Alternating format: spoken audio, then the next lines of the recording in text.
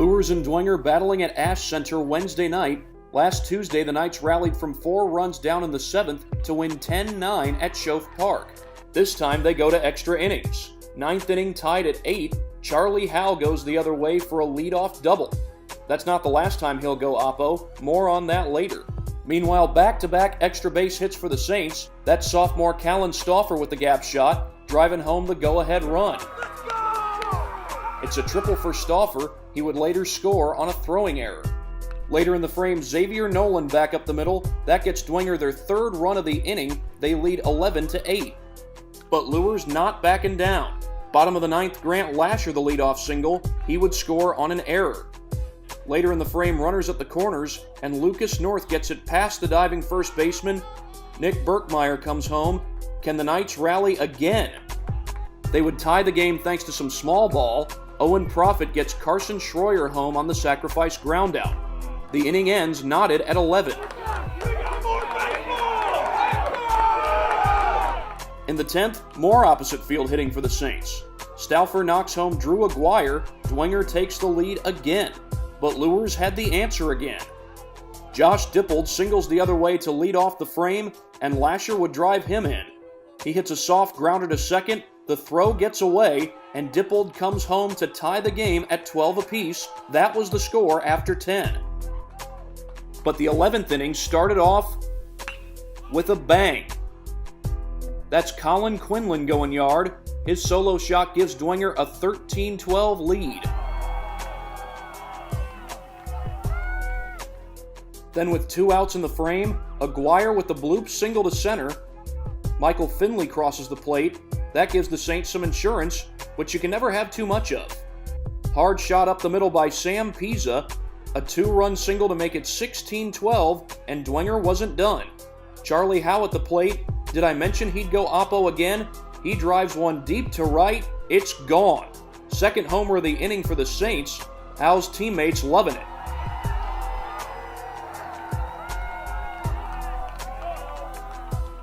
Later in the frame, Dwenger loaded the bases, and Brendan Lytle walks to get Stauffer home. That caps off a 7-run inning for the Saints, 19-12 your score. Bottom of the 11th, the Knights would get one back.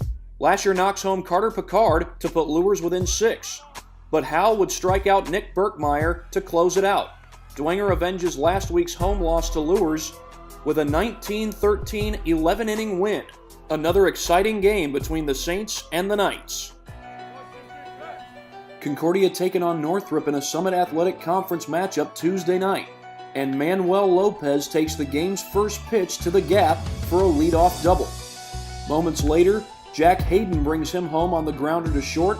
Bruins go up 1-0, and Hayden legs it out for an infield single. In the 3rd, Lopez drives another one deep. This one goes off the wall, and Lopez hustles in for a triple. He would later score on a wild pitch. Top of the 5th, another extra base hit. This time Jacob Jordan doubles deep to center, and it didn't take long before he came in to score. Teron White grounds to 3rd. That'll get the runner home. Bruins take a 3-0 lead. But it wasn't just good hitting that helped the Bruins out. Jack Hayden had a solid outing on the mound. Here he strikes out Caleb Martin on a check swing, Drake Perry a swing and a miss, and Max Glean digging in the dirt. Hayden had a no-hitter going until the bottom of the 5th. Drake Perry down the line for a leadoff double. Cadets looking to get a rally started. They got on the board on the next at-bat, thanks to this RBI single by Cooper Harris. Perry scores to pull Concordia within 2. Later in the inning, the Cadets would load the bases, and Michael Moeller walks in the run. Harris scores to make it 3-2 Northrop, but the Bruins would get those runs back. Top of the 7th, White leads off the frame with a hard grounder off the 3rd baseman's glove. It goes as an infield single for White. Make that back-to-back infield singles for Northrop. Lopez already having a big day. He reaches on a bunt. He went 3 for 4 in the game. Hayden then drove in his 2nd RBI of the game, a ground out to short that gets White home. Bruins take a 2-run lead.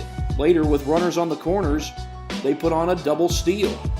Hayden Hesh and Manuel Lopez both take off.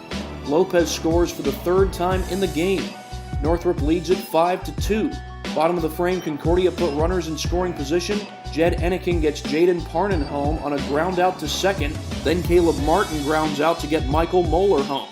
Cadets cut the deficit to 1, but the Bruins would close it out on the next at bat. Zeke Boltmeyer grounds out to second, and Northrop wins it 5-4. They go to 4-1 in SAC play. Good timely hitting was a big reason for the Bruins' success.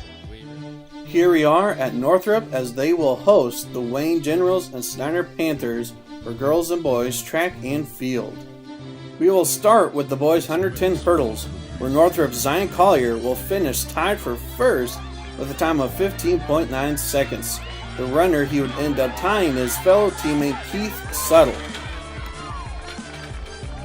Let's now head over to the girls 400 meter, where Snyder's Peyton Gorman will finish first with a time of 59.1 seconds, followed by fellow teammate Brianna Jackson with a time of 1 minute and 5.7 seconds.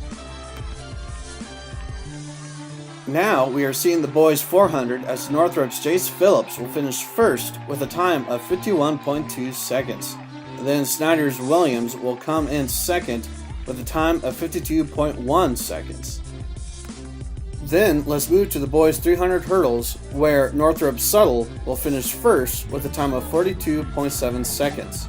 Then Wayne's Davis will finish second with a time of 44.5 seconds, followed by Northrop's Collier, who got third with a time of 45.3 seconds. Now with the boys 800 meter, where Northrop's senior Jackson Brokaw will finish first with a time of 2 minutes and 5.5 seconds. Northrop boys would win with the score of 59. Northrop girls would win with a score of 96.